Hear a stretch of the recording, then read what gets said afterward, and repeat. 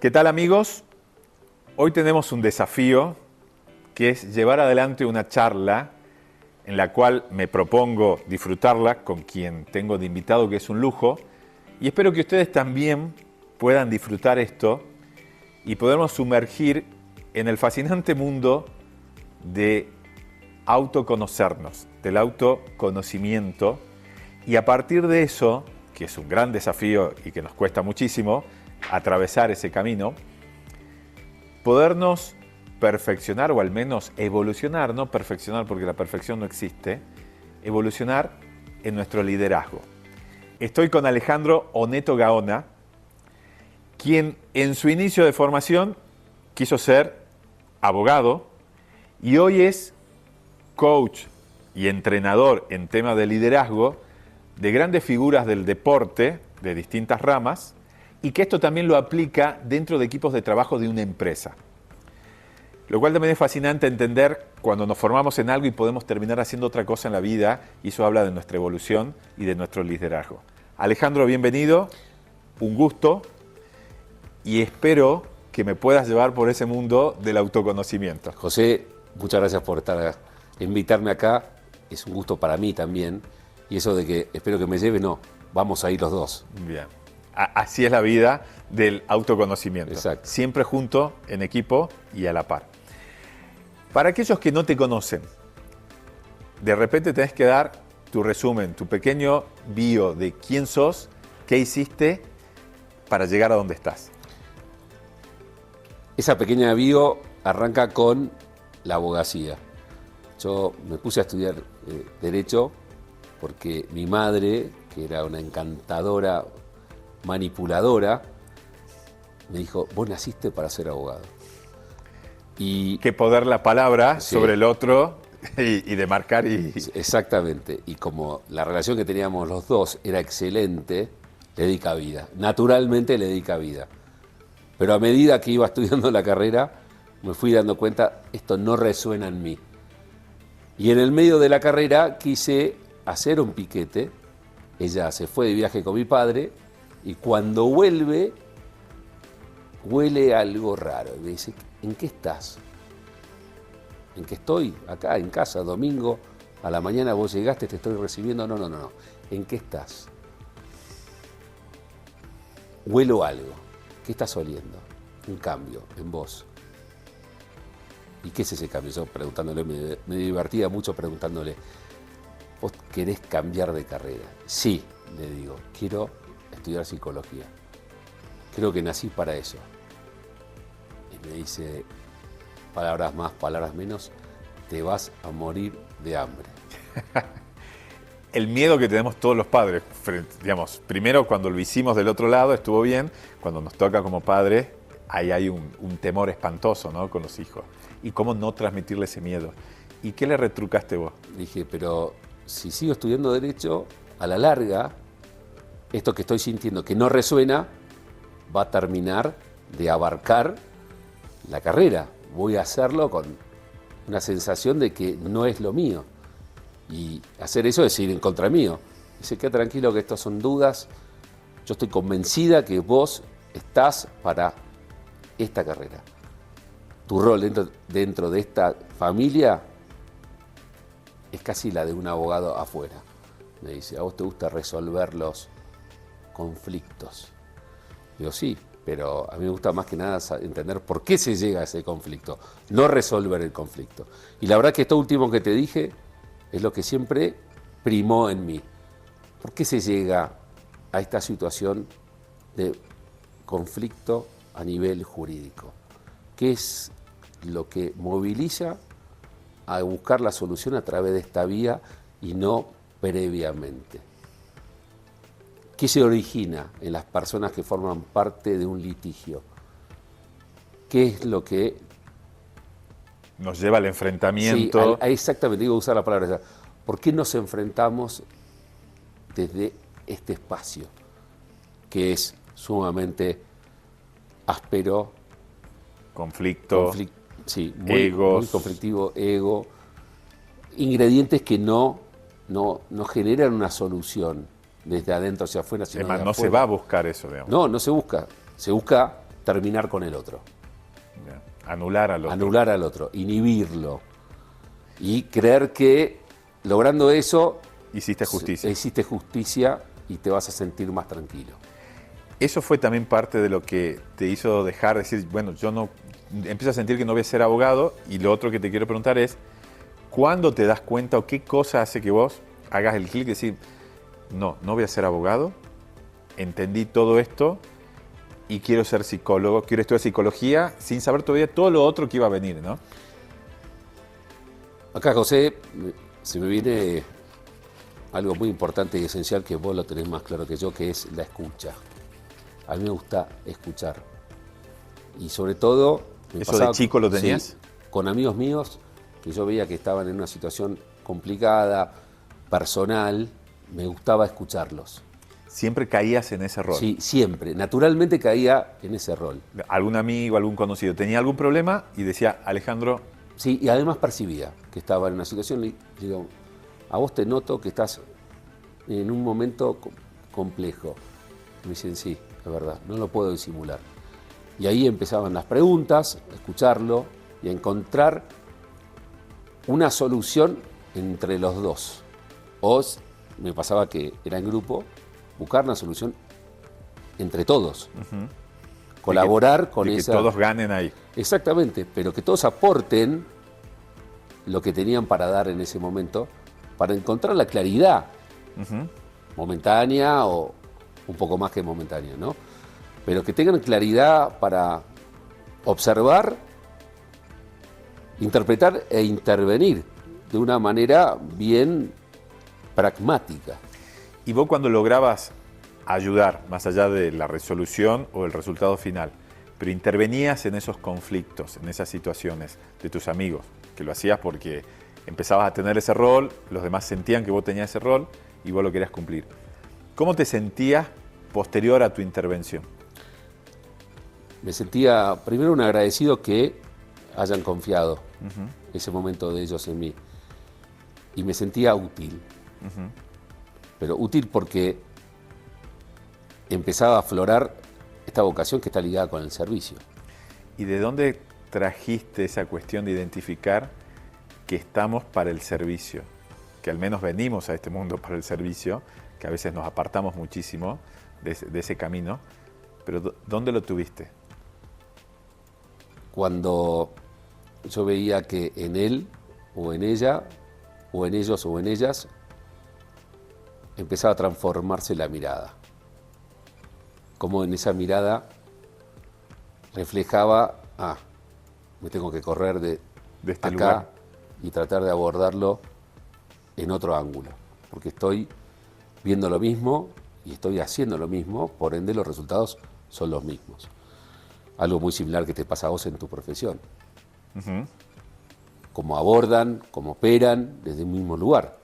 A ver, en la comunicación, desde cualquier ámbito, y esto cualquier actividad, que puede ser también otra cosa que no sea la comunicación, si aplicamos la misma receta, insistimos con la misma receta, con la misma conformación del equipo, con las mismas directivas, y estamos esperando lo de Einstein, digamos, un resultado distinto, y no va a pasar, digamos.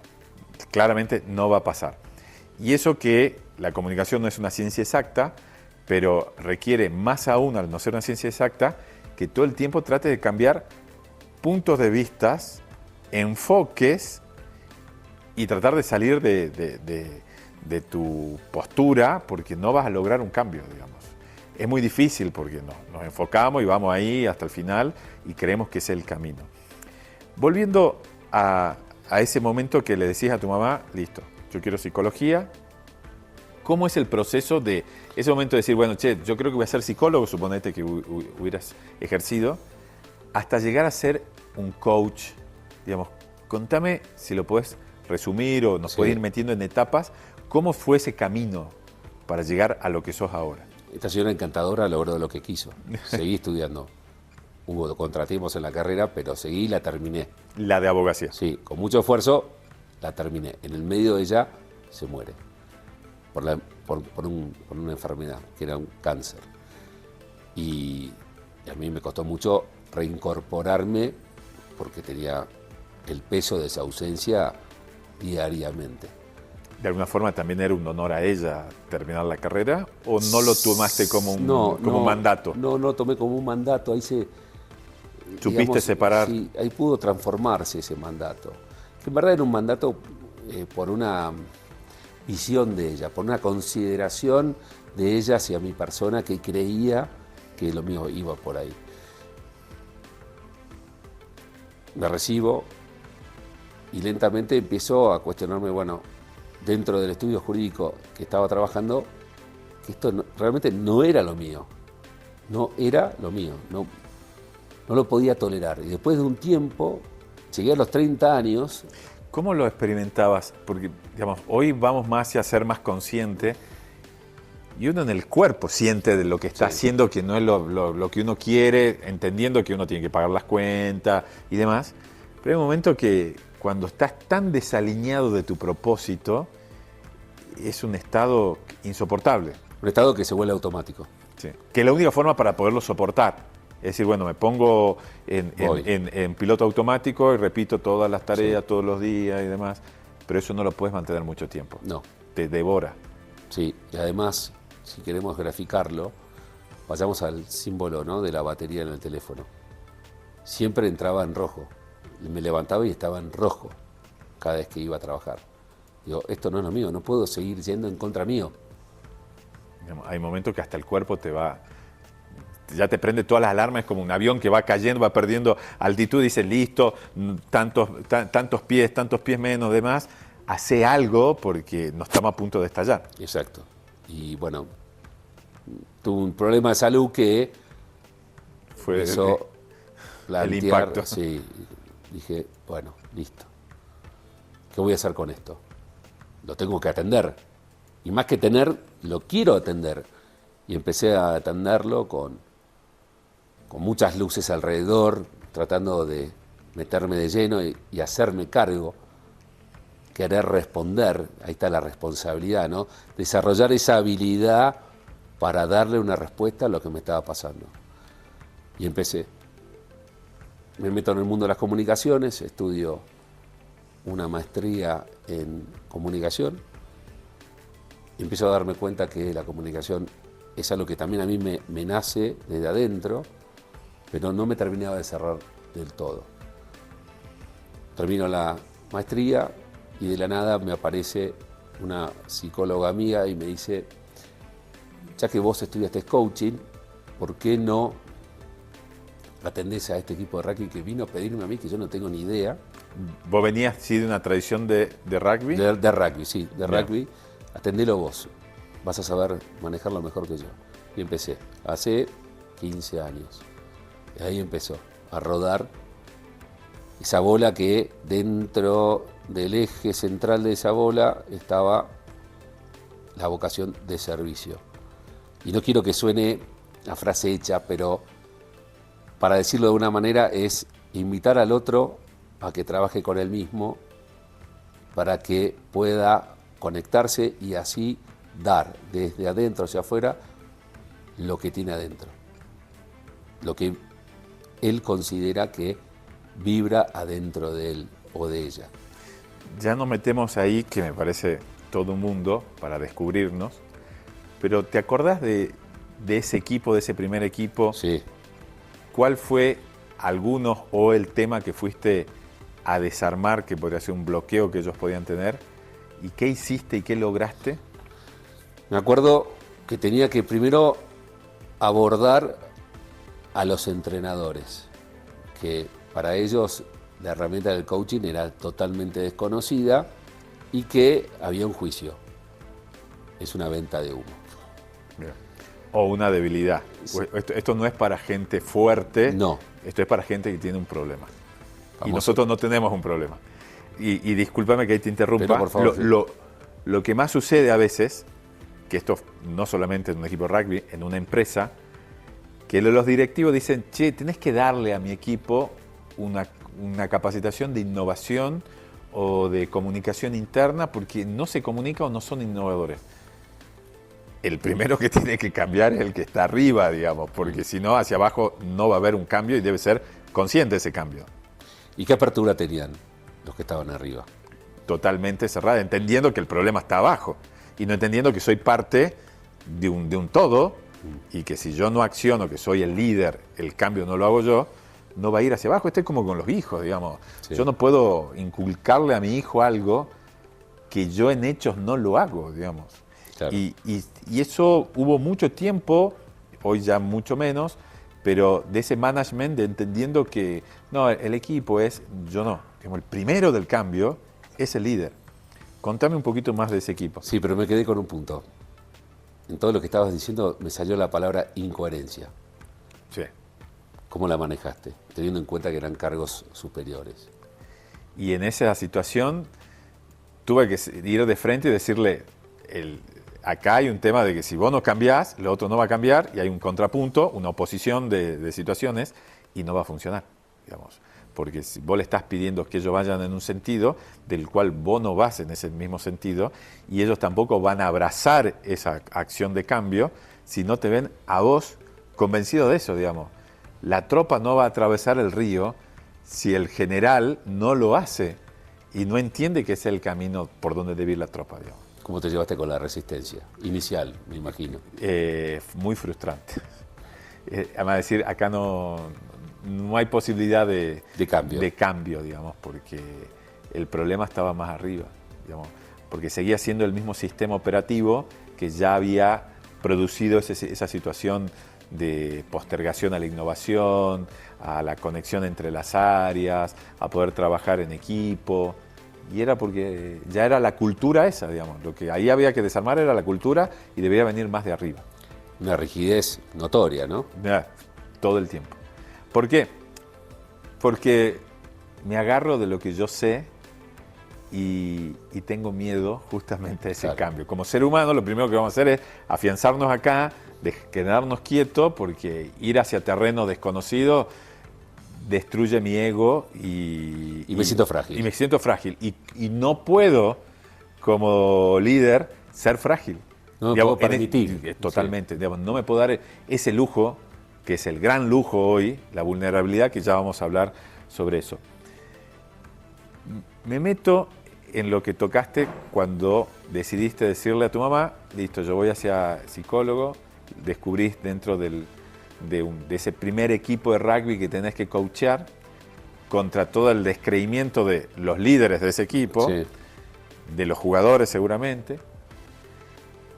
¿Cómo crees vos que lograste el quiebre para que ellos empiecen a creer que lo que vos estabas por aplicar iba a ser importante? Cuando me presento ante los entrenadores y fui abordándolos uno a uno, lo que más me permitió empezar a abrir esa puerta que estaba no solamente con un candado, sino que había claves, era imposible de romper todo eso, me concentré en él o en ellos. ¿A través de qué? De la escucha.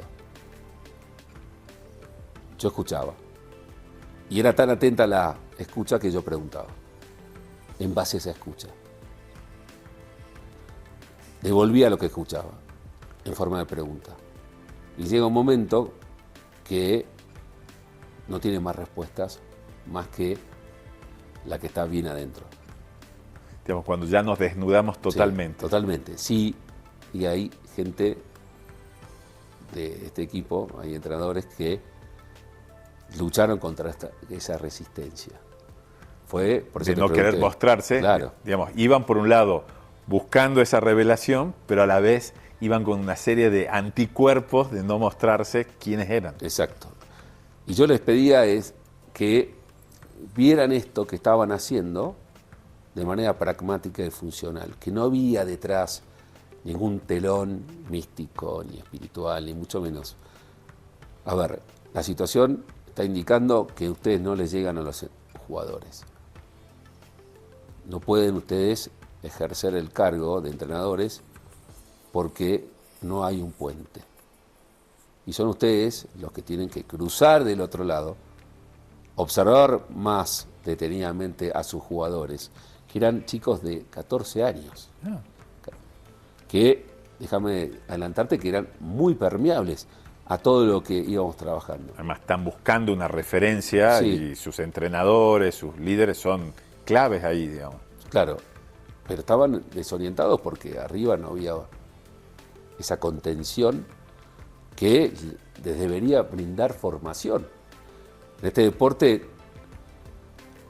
y sobre todo en Nueva Zelanda, está esa piedra fundamental de mejores personas, mejores jugadores.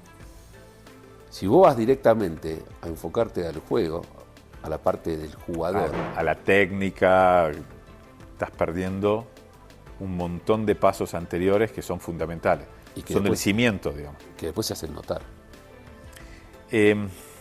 Vuelvo a lo del autoconocimiento y lo que hablaste del propósito.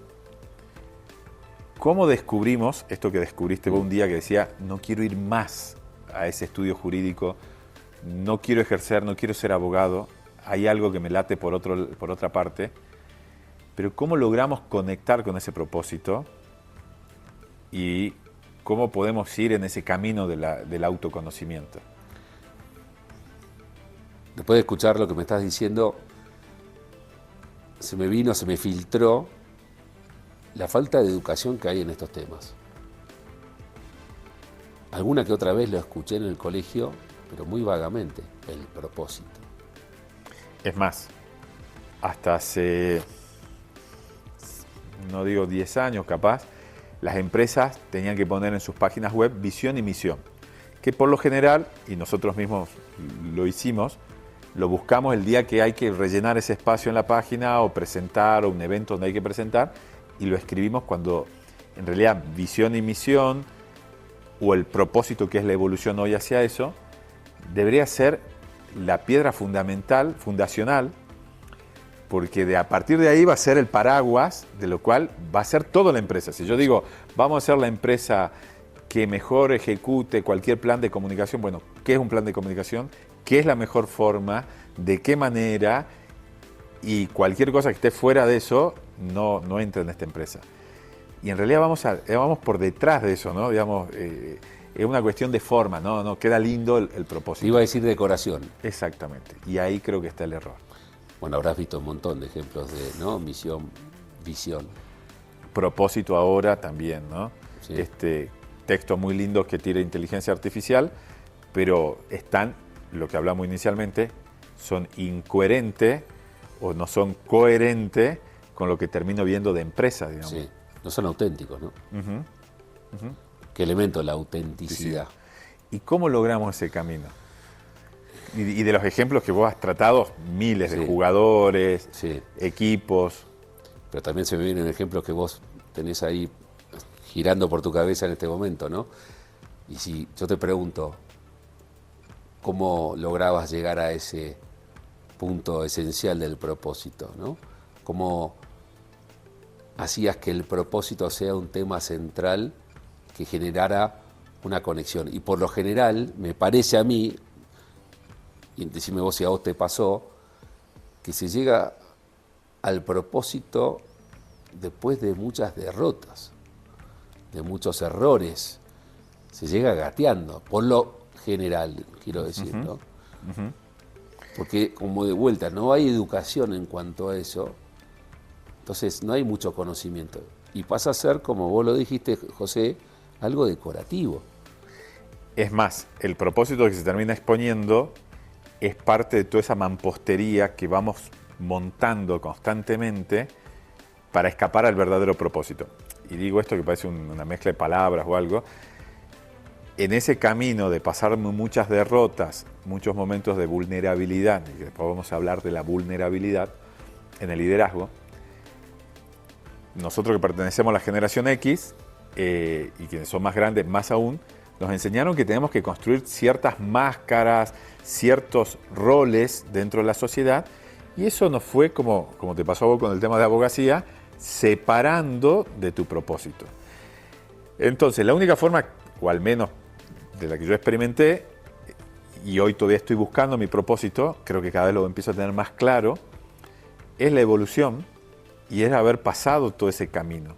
Digamos, el tiempo va a ser clave, pero el tiempo cada vez más consciente de qué quiero, qué me hace bien, qué hago bien y qué doy de servicio con mi talento, mi característica distinta como ser humano, además de toda mi formación profesional. Y ahí creo que empezamos a entrar en eje. Sí.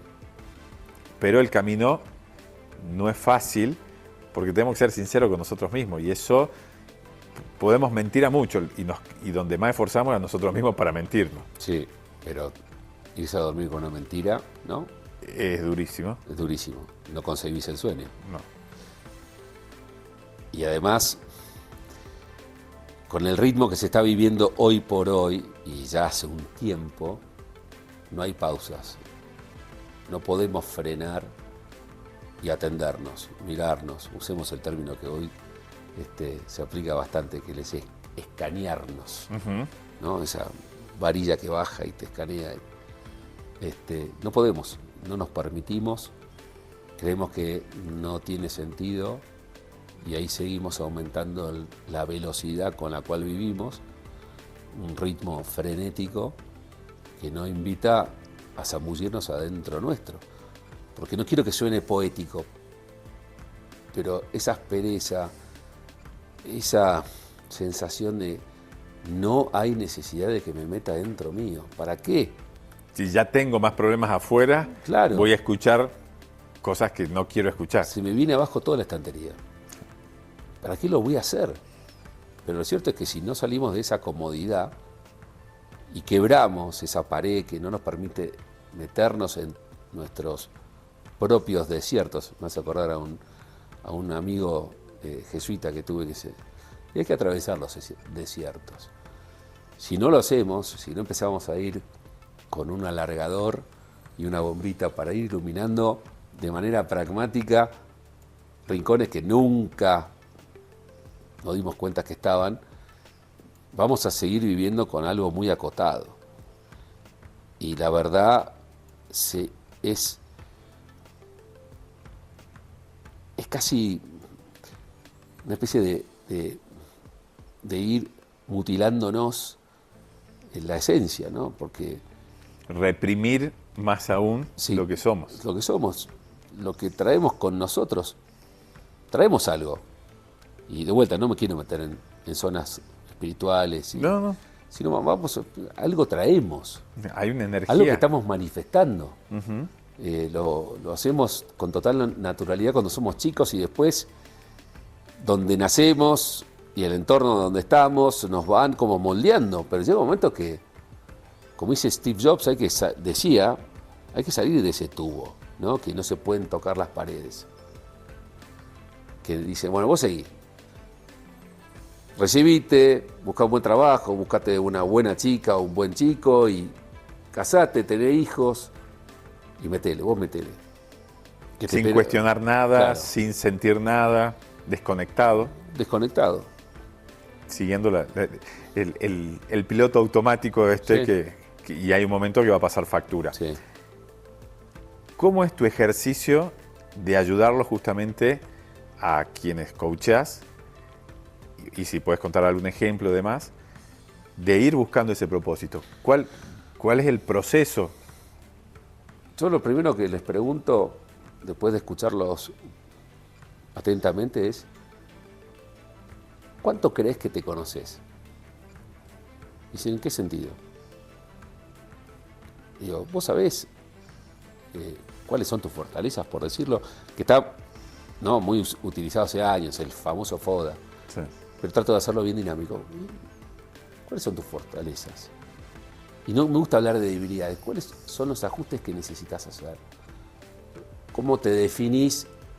Y sobre todo, ¿qué te valorás? Y encontrás ahí... Sí, hay resistencia y hay... freno de mano inmediatamente, Sí. de esto no quiero hablar, o no lo sé. E ignorancia. No lo sé. Ignorancia.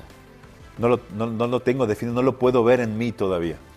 Es que yo calculo que, estoy seguro que cuando vos trabajás con empresas, te preguntás, bueno, definímela, ¿cómo es tu empresa? Bueno, ahí en la comunicación se nota inmediatamente. Cuando tienen que construir un valor, en pocas palabras definir quiénes son y quién soy dentro de esa organización, cuesta de una manera increíble, pero creo que es esto, es la no conexión y la no conciencia de qué hago, cómo lo hago y por qué lo hago, y si lo que estoy haciendo es lo que quiero hacer, digamos, ¿no? Que es el otro gran tema. ¿Y cómo invitas ahí a que...? Y ahí hay que empezar a hacer una serie de juegos donde a veces definen otros y otros aportan y demás, para que te termines descubriendo lo que no querés ver en un espejo, que es muy loco, porque como que uno lo está negando todo el tiempo, como que hay un velo en ese espejo en el cual nos vemos, que nos distorsiona y nunca nos conectamos con lo que realmente somos. Y resistencia todo el tiempo, hasta que eso se cae.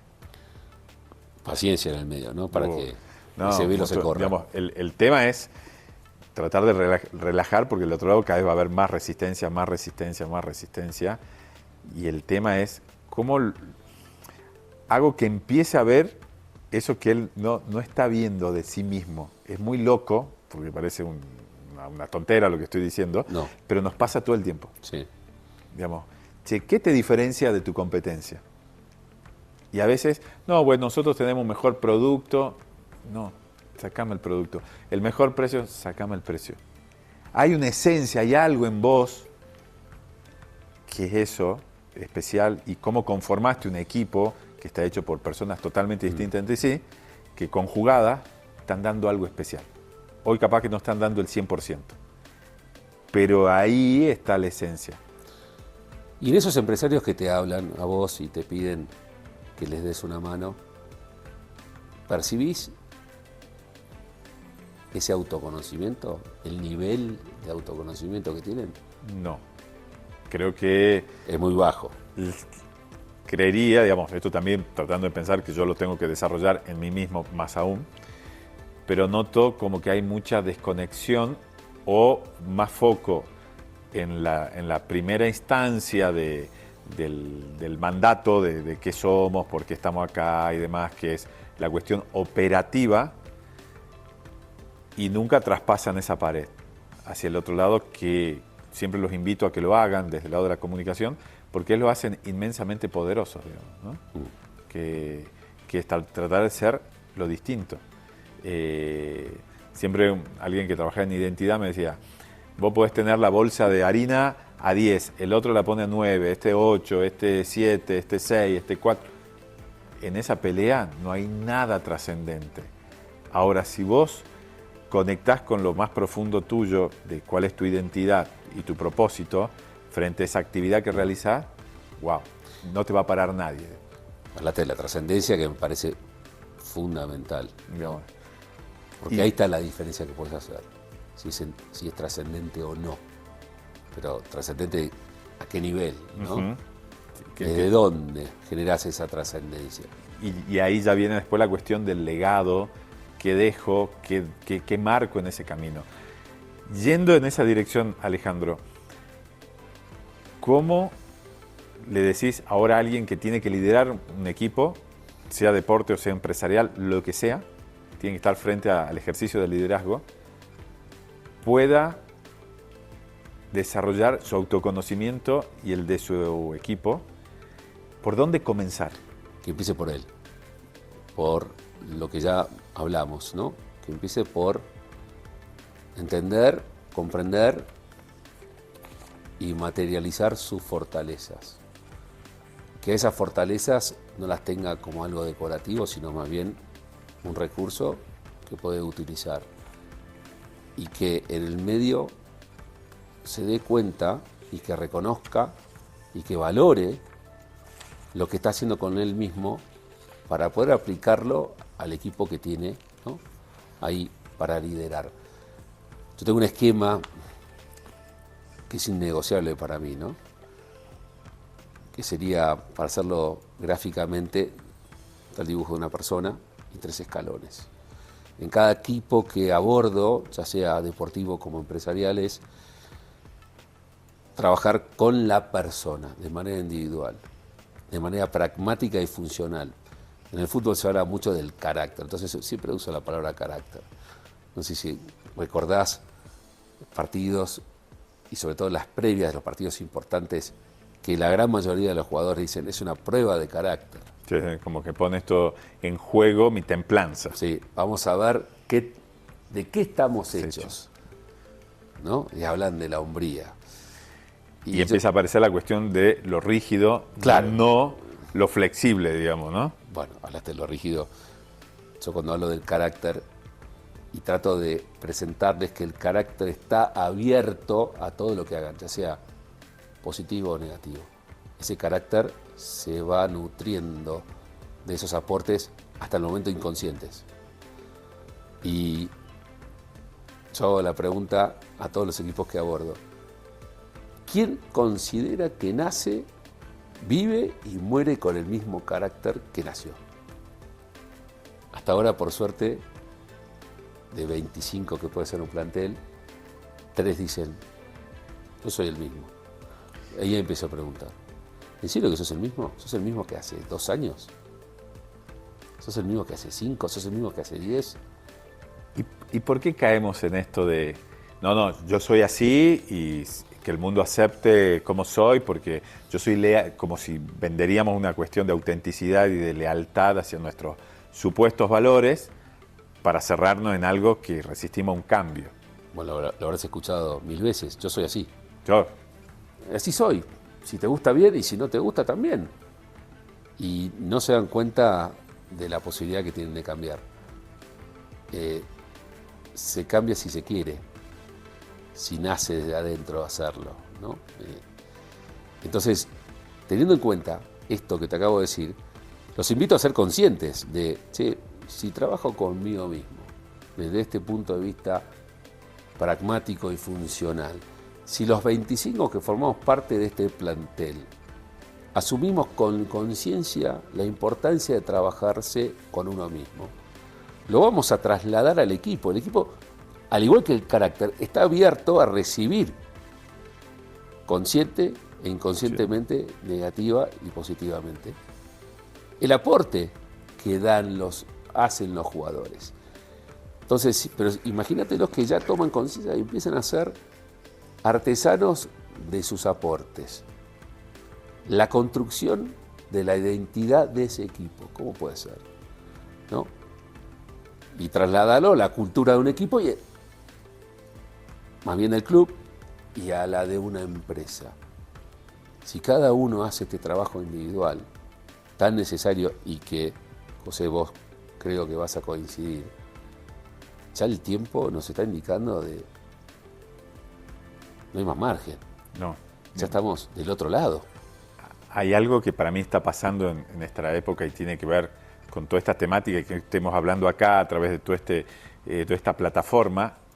Es un ejemplo de eso, de que ya no hay más tiempo para esto, yo soy como soy, y si no, digamos, para posturas rígidas, porque los vientos cada vez son más fuertes y no es que vas a resistir, te vas a quebrar.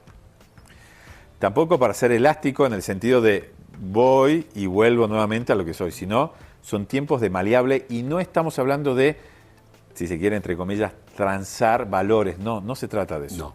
Sino de tener la capacidad de entender que estamos todo el tiempo en un constante cambio y tenemos que estar en una constante evolución. Suena por ahí un poco abstracto, pero pensemos cómo diariamente nos adaptamos a 1000 cosas. Pensemos, y ayer con los chicos que son de la producción, que están del otro lado, con Noelia veníamos hablando, de tomar conciencia de cómo hemos encapsulado la pandemia, porque nos dolió, porque nos costó y la dejamos ahí, cómo el mundo ha cambiado, las economías, la cuestión política, los liderazgos, cómo nos cambió. Entonces, entender que si no fuiste maleable con eso, no vas a poder, y lo que viene exige más aún eso. Digamos, el pasado no es más una opción. Veía el otro día una frase. El pasado no es más opción. Es el futuro, pero pensando con un presente, y empezar a construir ese presente, y que creo que es la conciencia, digamos, ser lo más consciente posible, ¿no? Y a todo lo que dijiste se cuela la palabra incertidumbre. ¿Cómo la manejás, no? Hace muchísimos años fui a ver a una persona que me dijo: abraza a la incertidumbre. abrazala. Pero abrazala desde vos, porque si no, la incertidumbre se vuelve indomable.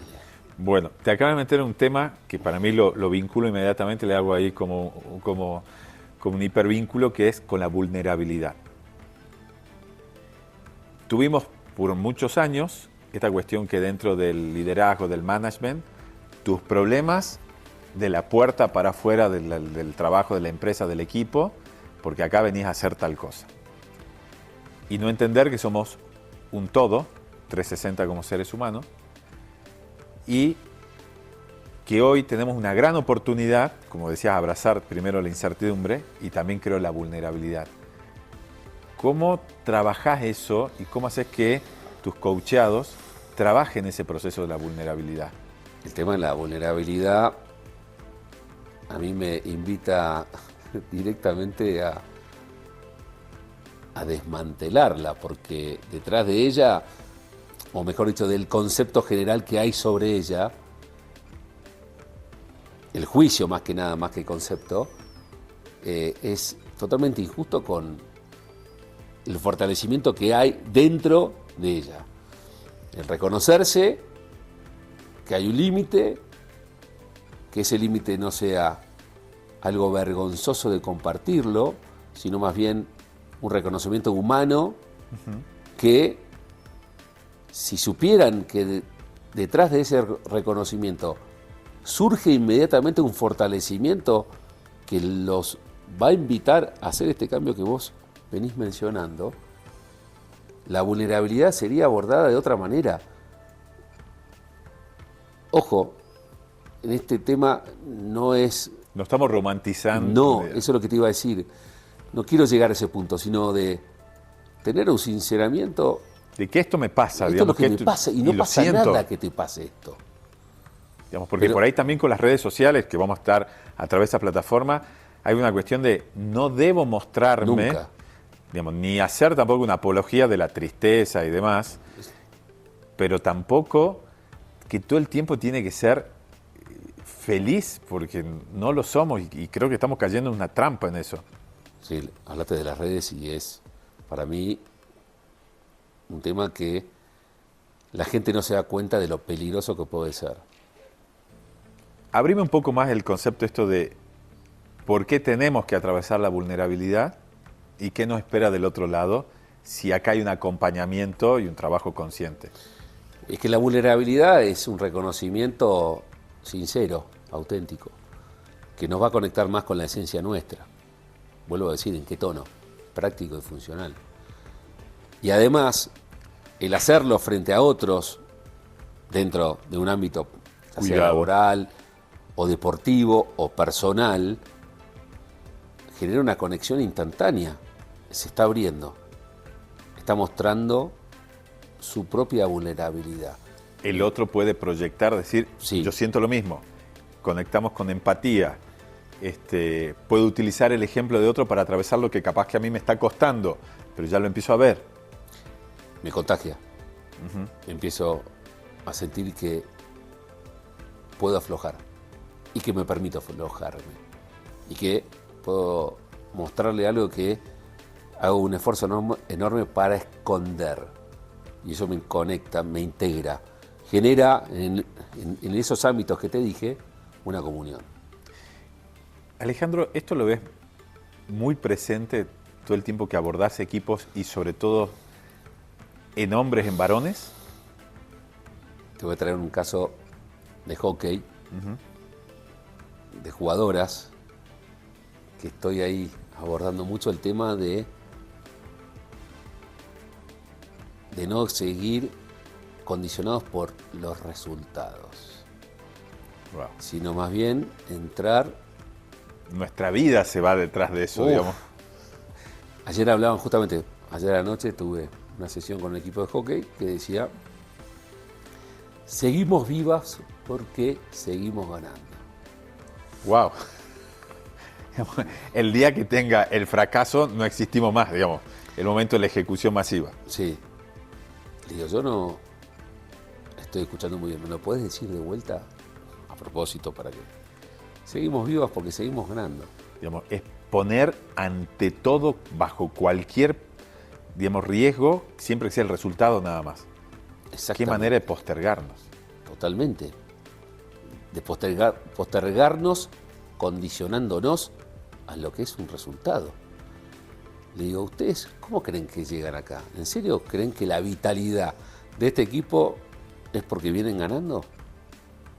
Insisto mucho en la unión del grupo. Yo soy un obsesivo en esto de unir al grupo, de verse fuera del ámbito deportivo, del ámbito fuera de lo laboral, porque si no construyen un entorno a medida, y eso en el deporte, les digo, es un privilegio formar parte de un equipo, porque lo pueden hacer a medida de ustedes. Ustedes son los que crean esa cultura. Claro, con los materiales que quieran. Ustedes tienen la libertad de hacerlo como ustedes consideren más habitable ese equipo. Porque no se dan cuenta de lo poderoso que es ser parte de un equipo. De tener objetivos comunes, de que todos coordinen, se salgan de sí mismos, pongan al equipo primero. Esto es una frase recontra hecha, pero lo cierto es que no se le da el lugar que merece. Y sumergirse en esa cotidianidad que les ofrece ser parte de un equipo. Hay una formación instantánea ahí de sus personas, si se abren a eso. Y ellas fueron experimentando a lo largo del año, y últimamente yo hice mucha hincapié. Y cuando empezaron a hablar ellas solas de los encuentros que habían organizado fuera de la competencia, se les iluminaba la cara. Le digo, por favor, mírense, escúchense, ¿qué registran? ¿Qué ven? ¿No se dan cuenta del estado que están generando ustedes mismas? Y ahora, Alejandro, te doy vuelta, que ellas decían, nos mantenemos porque venimos ganando. Sí. De los equipos que vos viste que realmente triunfan, no solamente en los resultados, ¿por qué lo hacen? Porque toman conciencia de, me gusta mucho la palabra artesanía, de esta artesanía que toma lugar dentro de la creación de un proceso a medida. Para ellos, los que logran eso, y puedo dar un caso porque es público, es el seleccionado de Chile de rugby. Nunca había clasificado. Recordemos que vos trabajaste con ellos. Sí, previamente al mundial, al último mundial. Bien. Nunca en su historia habían clasificado. Estaban dirigidos por Pablo Lemoynes, una persona excelente que tiene una manera de dirigir muy especial, muy humana, muy potente también, llena de energía, que logró esto, ¿no? Entre todos, el crear ese ámbito. Y vamos un poquito antes, sí, al seleccionado chileno, sí, de rugby. ¿Cuáles eran los preconceptos que ellos tenían antes de hacer ese cambio sobre sí mismos? ¿Por qué no iban o consideraban que nunca iban a llegar a un mundial? Porque, si te tengo que dar una respuesta rápida y usando ya términos familiares, era el piloto automático. Digamos, nosotros sabemos, vamos a entrenar todo, sí, pero sí, nunca podemos, porque esto es de Argentina, esto es de otros países, nosotros no. Pero Pablo Lemoynes... Y empezaron a crear también eso, ¿no? Exacto, pero Pablo Lemoynes fue invitando a generar otra manera. Y con todo el trabajo que hicimos entre todos, se logró tomar conciencia de, si nos vamos a poner el resultado, va a ser muy difícil. Apalanquémonos, tiremos el ancla en el proceso y que eso sea lo que nos permita concretar lo que nos propusimos. Bien. El objetivo debe estar en el proceso, sí, y no en el resultado. Para mí sí. Para vos, en el liderazgo. Sí, para mí sí. El resultado va a ser un devenir de ese proceso. Exacto, para mí sí. Y la experiencia que he tenido en esto me terminó reafirmando que los procesos es lo que realmente hace la diferencia. Enfocarse en el proceso y sobre todo en esto de cómo lo podemos armar entre todos, cómo lo podemos llevar adelante.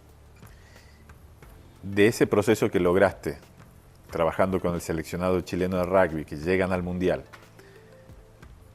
¿qué función tuvieron los miedos y qué son los miedos en el proceso del liderazgo?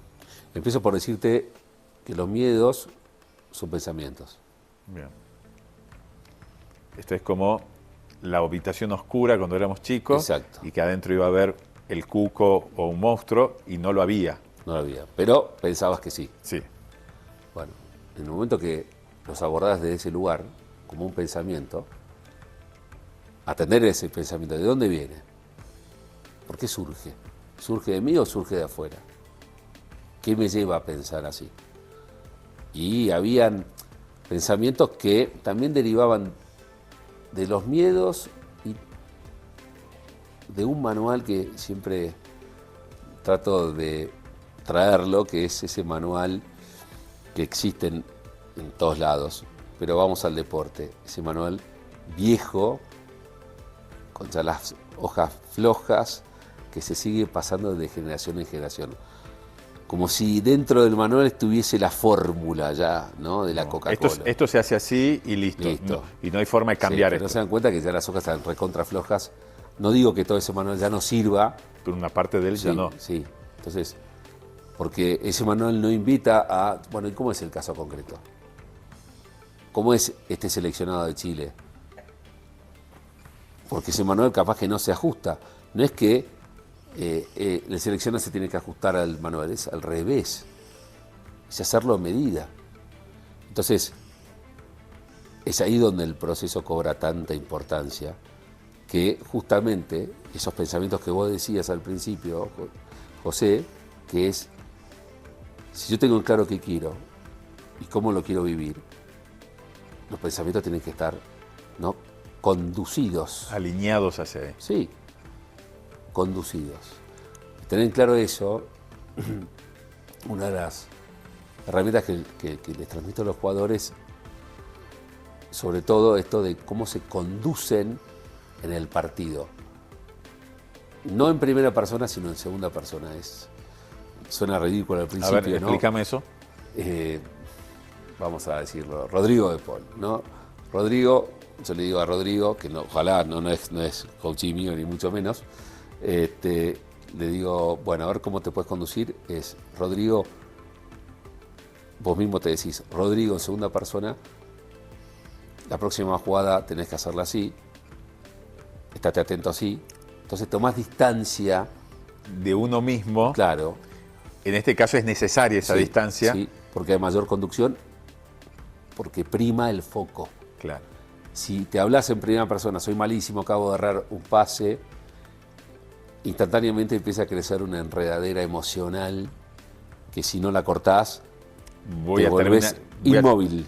O voy a producir lo negativo que estoy, claro, el presagio negativo que estoy dando de mí mismo, lo voy a cumplir, va a ser como la profecía autocumplida. Sí, y no queda solamente en vos. Y esto, seguramente vos tengas ejemplos, pero yo digo, es contagioso. No. Digamos, somos seres gregarios y comunicacionales. Y esto inmediatamente se baja un concepto y se aplica, y no solamente lo empieza a creer él mismo, si él ya lo cree, va a hacer que los demás lo crean. Se propaga, ¿no? Lo crean, digamos, creamos esa realidad. Se me viene el mensaje, ¿no?, que se quiere instalar.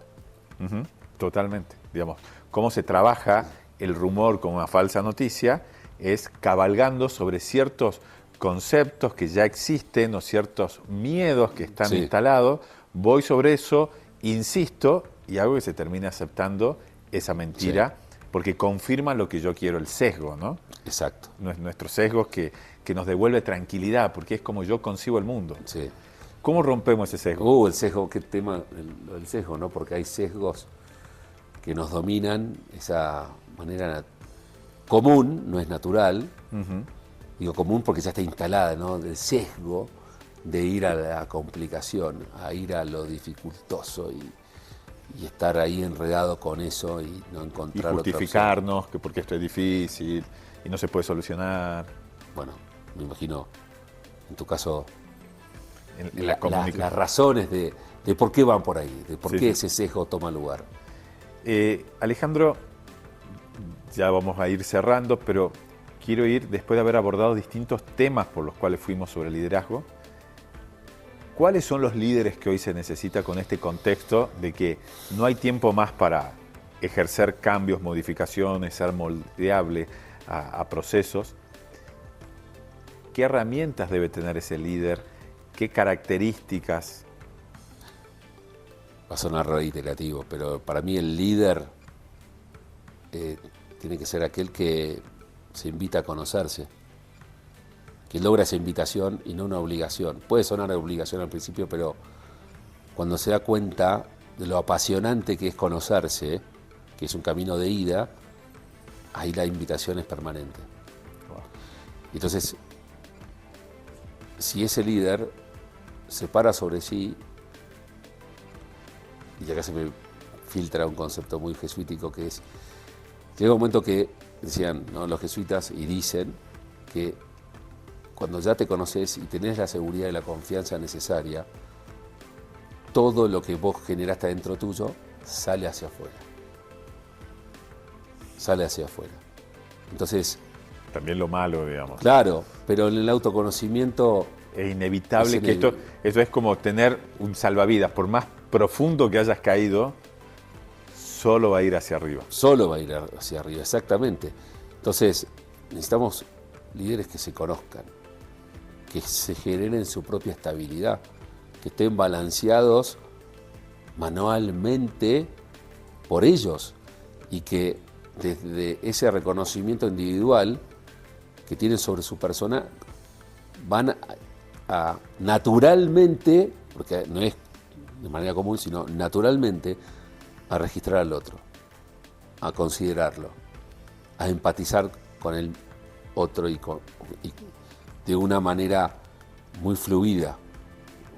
Hay que trabajar todo eso, ¿no?, para llegar a esa fluidez. Pero es inevitable que no se parta desde este lugar para ser un líder que sepa liderarse a sí mismo, para que invite al otro a liderarse a sí mismo. Es que es una invitación, el líder tiene que invitar al otro a liderarse, a que realmente se sienta que está conduciendo su vida. Y con esto te quiero terminar, o sea, que en definitiva esto es liderar tu vida para vivir la vida que vos querés vivir. Ahí hay un desafío inmenso, digamos. Simple en una frase, muy complejo y desafiante para tomarlo. Y sobre todo creo que quienes lideramos, lo mejor es ser un vehículo, ser una herramienta, un conductor, sería en la energía, si es por la electricidad, ser el conductor para que ese otro liderado, que también se autolidera, dé su mejor versión, digamos, tenga una evolución. Lo fantástico sería venir después de un tiempo y decir, che, qué distinto que está y qué bueno que está esto, porque cómo evolucionaste. Y ahí creo que está la figura y el protagonismo del líder.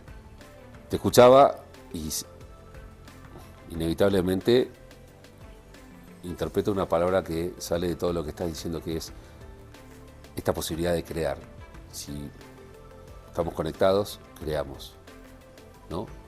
Cómo podemos desplegar esa creatividad que sale de cada uno de nosotros para ofrecerla, estemos donde estemos, crear nuevos espacios, crear nuevas opciones, crear distintos modos de convivencia, de lo que se te ocurra, pero crearlo, tener esa creación en tus manos y que esa creación sea en conjunto, ¿no?, tomando lo que el otro tiene para dar en ese momento.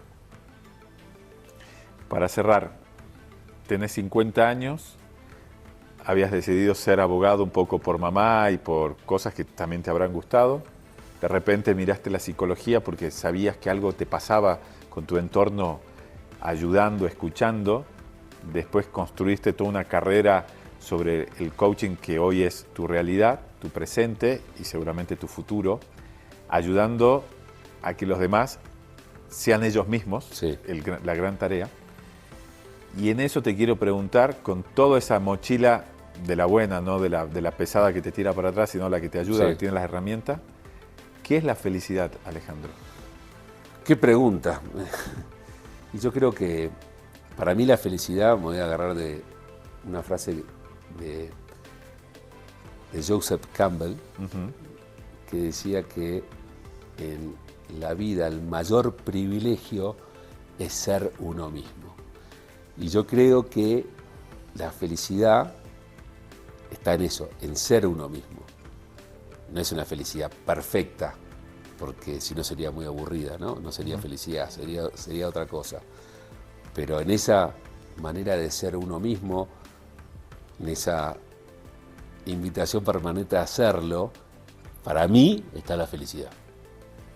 Alejandro, gracias José, por ayudarnos a ser nosotros mismos. No, entre todos.